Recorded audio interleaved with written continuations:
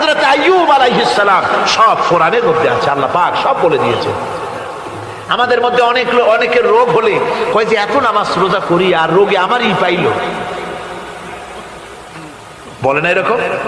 নামাজ রোজা করি, দান সদকা করি, হজ করি, আর আমার এই রোগটাই পাইলো, এই রোগ ছাড়ি না। আশ্চর্য কথা, রোগ দিয়ে আল্লাহ মানুষের ঈমান পরীক্ষা করেন। ধৈর্য ধরতে হবে। হযরত আইয়ুব আলাইহিস সালামের রোগ হলো 18টি বছর পর্যন্ত রোগে ভুগলেন। 18 বছর শরীর পচে যেতে লাগলো, বিবি বাল বাচ্চা সব তার কাছ থেকে ছড়ে গেল। গ্রামের লোকেরা তাকে তাড়ায় দিল, জঙ্গলের ভিতরে তিনি কাটাতে লাগলেন। এরপরে তিনি কষ্টে অস্থির হয়ে গেলেন, কোন শেকায়েত আল্লাহর দরবারে তোলেন নাই। বলেছেন, আয় আল্লাহ পাক, আমি দারুণ ভাবে রোগগ্রস্ত হয়ে পড়েছি, আর তুমি রহমান রহিম,